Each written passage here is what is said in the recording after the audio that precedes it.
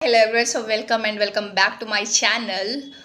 सो आज हम लोग बात करेंगे एक ऐसे टॉपिक पे जिस टॉपिक पे लोग बात करने से डरते हैं। जी हाँ, किस तरह से जो लड़कियां 10th तक टॉप पर रहती हैं, 12th में टॉप करती हैं और फिर उनकी ज़िंदगी ऐसा मोड़ ले लेती है शायद सोसाइटी के प्रेशर में या फिर और भी जितनी भी एक्सटर्नल फैक्टर्स हैं उनकी वजह से कैसे वो अपने करियर में उतना ग्रो नहीं कर पाती हैं।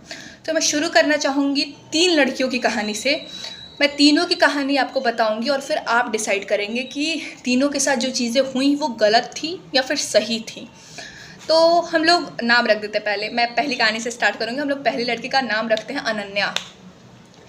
अनन्या बचपन से ही बहुत ही ज़्यादा इंटेलिजेंट लड़की थी। वो इंटेलिजेंट थी पर उसके साथ साथ इंट्रोवर्ट भी थी। वो शुरू से ही अपने माँ बाप की सारी बातें मानती थी। वो हर एक बात में एडजस्ट करती थी कि ठीक है, मैं छोटा वाला कमरा लेती हूँ, बड़ा वाला कमरा किसी और को दे दो, ठीक है मैं कर लूँगी। मतलब इस टाइप की थी वो। फिर क्या हुआ कि 10th में उसके बहुत अच्छे परसेंटेज आए।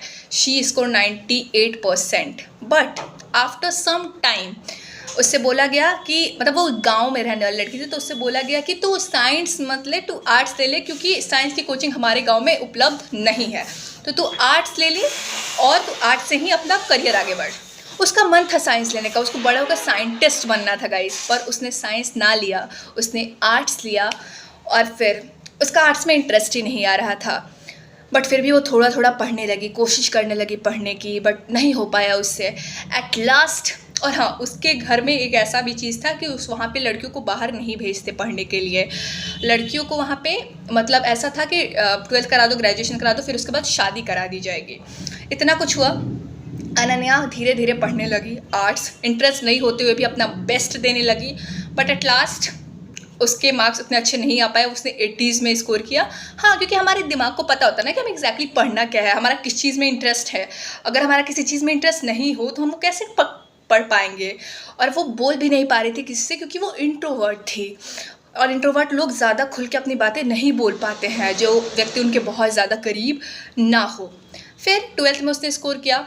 उसके बाद उसने सोचा यूपीएससी की तैयारी करने का, क्योंकि उसके पास कोई और ऑप्शन नहीं था।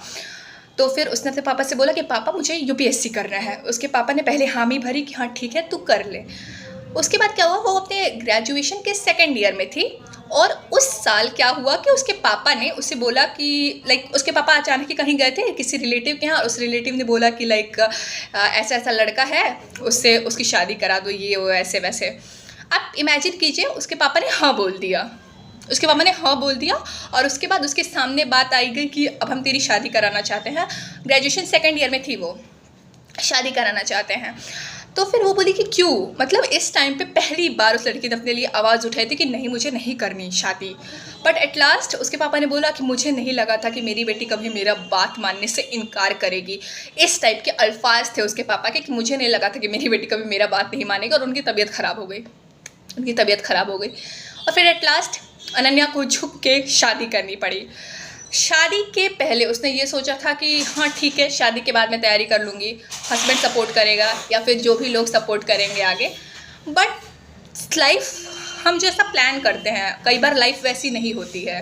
फिर उसने ये सोचा कि ठीक है पढ़ लेंगे आगे। पर क्या हुआ, शादी हो गई। शादी के बाद और भी जिम्मेदारियाँ आ गई उस पर। उसके बाद उसने क्या किया कि बहुत ज़्यादा पढ़ाई करने लगी। बट उसको पढ़ने का टाइम ही नहीं मिलता। वो सोचती थी कि अब मैं पढ़ूंगी, रात भर पढ़ने लगी। बट वो मेंटल पीस जो कि हम सिंगल रहते हैं तब होता है, तब हम शादी करने के बाद वो नहीं आती है। उसके पास उसके इन लॉज की जिम्मेदारी थी, उसके हस्बैंड की जिम्मेदारी थी। वो एक गवर्नमेंट एम्प्लॉय थी, तो ऑफकोर्स सारी चीज़ें उसे ही संभालनी थी। 2 साल बाद और भी जिम्मेदारी आ गई। She became mother and now her career was now I don't know कि अनन्या का आगे क्या होगा। शायद एक क्वेश्चन मार्क बन के रह जाएगा हमेशा कि काश मैंने उस टाइम पे शादी ना की होती, काश मैंने थोड़ी बहुत खुद के लिए और लड़ाई लड़ ली होती, शायद भगवान ने मुझे थोड़े और सपोर्टिव पेरेंट्स दिए होते जो कि मेरी इतनी कम एज पे शादी ना कराते। एक लड़की ऐसी जो 10th तक इतनी ज़्यादा इंटेलिजेंट थी, जिसने 12th में मेहनत करके अच्छे मार्क्स लाए थे इंटरेस्ट ना होने के बावजूद, वो अपनी लाइफ में अब क्या कर रही है। So this was the first story of Ananya. मुझे पता है बहुत सारे लोग इस स्टोरी से रिलेट नहीं कर पाएंगे, पर अक्सर क्या बहुत सारी गांव की लड़कियों की सच्चाई ही यही है। आज के भी टाइम में इंडिया में ये चीज़ें बहुत नॉर्मल है, आप मानो ना मानो, बट मैं ऐसी लड़की हूँ जो कि बहुत छोटे गाँव में भी रही हूँ, अच्छे से टाउन में भी रही हूँ और सिटी में भी रही हूँ, तो मुझे एक्सपीरियंस है उन सारी चीज़ों का और बचपन से ही मैंने सारी चीज़ें देखी है, इसलिए मैं यहाँ पे शेयर करने की हिम्मत कर पा रही हूँ। दूसरी लड़की का हम लोग क्या नाम रखे? दूसरी लड़की का नाम हम लोग रखते हैं अवंतिका। तो अवंतिका ऐसी लड़की थी जो ज़्यादा ज़बान तो नहीं लड़ाती थी, पर हाँ उसे पता है कि हाँ इतनी बाउंड्रीज़ है मेरी, मुझे इस बाउंड्री में किसी को एक्स्ट्रा को घुसने नहीं देना है, इतनी बाउंड्री है, अपने बाउंड्री में ही रहो, चाहे वो उसके दोस्त हो, चाहे वो उसका रिलेशनशिप का कोई इंसान हो या फिर शायद उसके माँ बाप हो, वो अपनी बाउंड्री मेंटेन करना जानती थी। तो इस लड़की ने भी 10th में अच्छा खासा स्कोर किया, नॉट 90+, बट हाँ चिल थी बंदी, 89% स्कोर किया, ठीक है। उसके बाद 12th में भी उसने अच्छा परफॉर्म किया।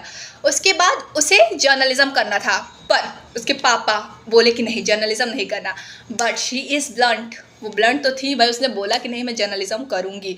एट लास्ट पापा को भी झुकना पड़ा, उसने 5 साल तक जर्नलिज्म किया, फिर उसका मन नहीं लगा जर्नलिज्म में, तो अब वो कुछ और ट्राई करना चाहती थी। फिर उसने बहुत सारी चीज़ें एक्सप्लोर की, बहुत सारी जगह जॉब्स किए, लाइफ को पूरी तरह से एक्सप्लोर की, साथ साथ में कॉम्पिटिटिव एग्ज़ाम्स की भी तैयारी करती रही और उसने उसके बाद UPSI क्रैक कर लिया। आज वो सब इंस्पेक्टर है और आज वो अपनी लाइफ अच्छे से जी रही है, क्योंकि उसने कभी उतना मेंटल प्रेशर लिया ही नहीं। सोसाइटी उसे कोशिश कर रही थी प्रेशर देने की, पर उसने कभी उतना प्रेशर लिया ही नहीं। आपको क्या लगता है वो 5 साल का जो जर्नलिज्म था 12th के बाद, या फिर और बहुत टाइम वो ली थी, 3-4 साल अलग अलग जगह जॉब किए थे, फिर 2 साल तैयारी की थी, उस पर नहीं होगा शादी का प्रेशर? उस पर भी तो होगा ना। पर वो लड़ी खुद के लिए कि नहीं, मुझे पहले खुद को स्टेबल करना है, खुद के लिए बेस्ट करना है, खुद के सपनों को चूज़ करना है, फिर मैं करूँगी या फिर शायद नहीं भी करूँगी, ये मेरी मर्ज़ी है। तो इस टाइप की थी दोनों कहानियाँ।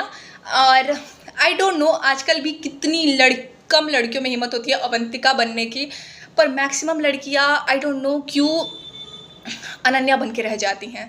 उनमें इतना ज़्यादा काबिलियत होता है, इतना ज़्यादा कुछ करने का दम रहता है, फिर भी वो लोग नहीं कर पाती हैं, उनका करियर सिमट के रह जाता है, उनकी लाइफ बहुत शील्ड में पैक होकर रह जाती है और उन्हें पता भी नहीं चलता है। उन्हें नहीं पता चलता है गाइस कि उनकी प्रायोरिटी कब बदल गई। मैं ये नहीं कह रही हूँ कि शादी करना गलत है, मैं ये नहीं कह रही हूँ कि आगे चल के मातृत्व का सुख भोगना पाप है, बट पहले खुद के जीवन को तवज्जो दो, पहले एक इंसान बनो, पहले एक ऐसे इंसान बनो जो अपने पाँव पर खड़ा हो, अपने पाँव पर खड़ा होने में सक्षम हो, अपने पैसों से अपने पूरे महीने भर की जिम्मेदारी निभाए, फिर सोचो शादी के बारे में। उसके पहले पेरेंट्स कितना भी प्रेशराइज करे, पेरेंट्स कुछ भी करे कि तुम्हारा ये है वो है, बायोलॉजिकल क्लॉक की बात होती है आजकल की, 30 तक तो ये रहता ही है भाई, 50 तक रहती हैं चीज़ें, तो हमारे पास बहुत ज़्यादा टाइम होता है, इतना ख्याल रखा करो। और माँ बाप बुरा नहीं चाहते हैं, माँ बाप ये चाहते हैं कि हम लोग जल्दी से जल्दी स्टेबल हो जाए, पर आजकल स्टेबिलिटी का मतलब ये नहीं है कि हम लोग बहुत जल्दी शादी कर ले। स्टेबिलिटी का मतलब ये है कि हमारे पास उतना इनकम हो कि हम अपनी लाइफ अच्छे से गुजार पाएँ। बस यही था। एंड मुझे ये सारी बातें शेयर करनी थी क्योंकि मुझे दिख रहा था सोसाइटी में क्या हो रहा है। अच्छी कॉलेज से पढ़ी हुई लड़कियाँ, अच्छी यूनिवर्सिटी से पढ़ी हुई लड़कियाँ एट लास्ट पता नहीं कहाँ गुम हो जाती हैं यार, मतलब नहीं पता कहाँ गुम हो जाती हैं। तो बस इतना ही था and thank you so much अगर आपने मेरी वीडियो लास्ट तक देखी है तो। And if you like my video then do like subscribe to my channel, ताकि मैं और भी इस सारे टॉपिक पे कंटेंट बनाती रहूँ। और that's all for the video. Thank you guys, bye bye.